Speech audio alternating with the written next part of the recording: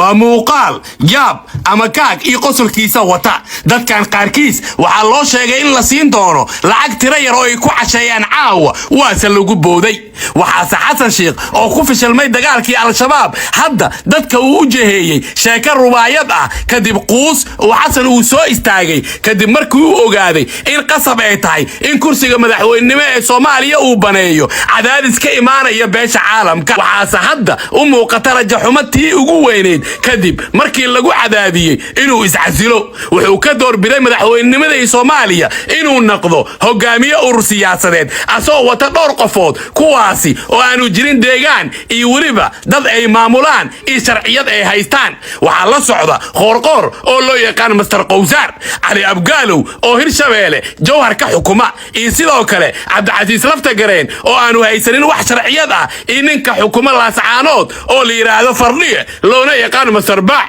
waxaasa dadkan qaarkiis loo sheegay in la siin doono caawa lacag dhan $3 iyo bar laakiin lacagtii waa lagu booday xasan sheekh ayaa isku caleema saaray inuu yahay gudoomiyaha urur siyaasadeed loo bixiyay cadaalad iyo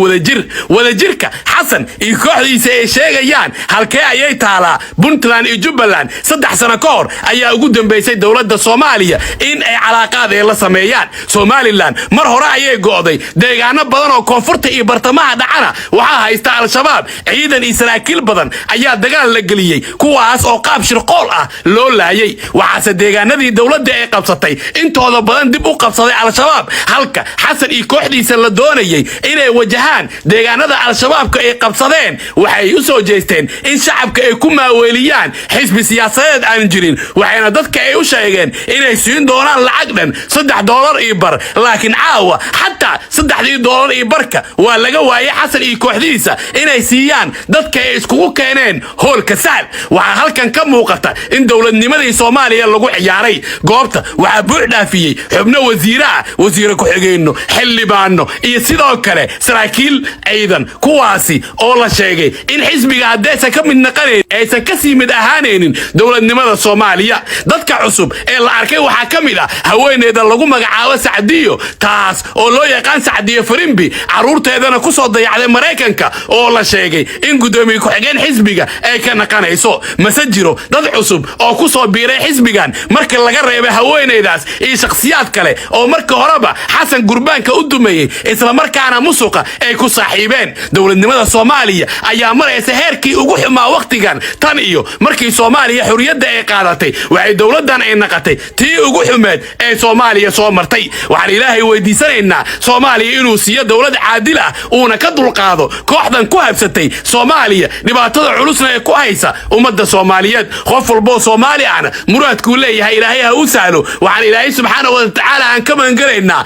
kuwa xaasidiinta ee sharta iyo xaasinimada maleegaya wa min sharri xaasidin ila hasad al xaasid la yaflah dhamaantiin ba muuqaalka la iktisaaraysiina sheer gareeya qofka markuu yiraahdo koow hal taageero waxaan u ordayaa xafiiskaas ama madaxweynaha raba wuxuu leeyahay uu ka bilaabayo waxaan ku shaqeynaa rabitaanka shacabka markuu ka baxo taas ilaahay fashilkiisu waa bilaabaya iyo foolxumadiisu waa bilaabanaysa qofkaasi kitaaba gacanta loo saaraya marka la doorto kitaabkaasi wuxuu ku dhaaranayaa ilaahay magaciisa waxaan ku dhaartay inaan daacad u noqdo dalka diinta iyo dadka oo aan ku dhaqmo shuruucda noo taala macnaheedu kuma jirto dan shakhsi ah kuma jirto dan gaar ah kuma jirto markuu qofku uu bilaabo marka dan gaar ah tii ilaahina waajibi tii shacabkana waajibi qofkaas meel xun ku dambeynaya marka liidarka fiican ama hogaanka fiican iyo kan xun waxa lagu ogaadaa hogaanka abuura rajo rajadana waa qofku wuxuu ku nool yahay qofku wuxuu ku nool yahay cunto ma ah qofku wuxuu ku nool yahay rajo rajadaas yaa ka dhabeynaya marka rajadooda waxa ka dhabeynaya team oo laga rabo ninkaas dhaartay inuu keeno team fiican marka oo fakarkaas aaminsan in la badbaadiyo qarankan that's why aniga aan u sameeyay xukuumadii tayo oo ay ahayd runtii xukuumad Soomaaliya soo marta dadku ugu fiican yahay maxaa yeelay habkaas aan ku shaqeynay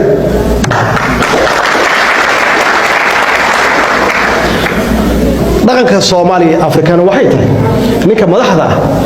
wuxuu raadiyaa yaa waxaa ka qaadan kartaa waxay dhahan ushaada waxa loo dhibtaa qofka ka qaadato waa ma xun way waa ma aad u xun waxa lagu abalaay gareeyay marka systemkii dawladnimada marka waxay ku dambeynaysaa fashil marka maxaa yeelay wax isdhaama ma leh waxa loo shaqeeyana shacab ma aha haddii mar noqoto qof liitar raadi uma shaqaysid shacab iyo dad uma shaqaysid marka Soomaali haddaan nahay 25 sano waxaan ka shaqeynaynay wax dib noo dhigay yaan ka shaqeynaynay waa inaan ka shaqeyno maanta wixii ka bilowda iyo berri wixii ka bilowda inaan ka shaqeyno qarannimo wax la yiraahdo Soomaali qaran ha ka hoos marina haddaa qaran ka hoos marto ummad kale ku talinaysa waxaad maqlaysaa maalin walba dalkeena waa la qaatay waa loo taliyaa ninkaas saas leh qabiilku jecel yahay nin kale waa loo taliyaa marka qalbigiisa dhex gashay waa nin qabiil jecel oo maxaa lagu talin waayay qabiil aad tahay qarnimo haddaad aado lagu talin maayo maxaa yeelay Soomaali hadday mid noqoto cid u imaan karta ma jirto laakiin runtii markaan idin sheego haddii mar la helo hoggaan fiican dadkii waxaan hubaa inay dib u soo noqonayaan oo dadkii ay yihiin dhalinyaro halkan fadhiya oo wax bartay inay kulli dib u soo noqonayaan dalkii wax ka dhisayaan laakiin dee ninkii u yeeri lahaa dhalinyaradii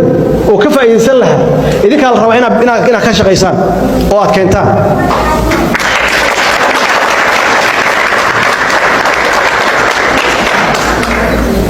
waxa wanaagsan raqiis maaha waxa wanaagsan qiimo leeyahay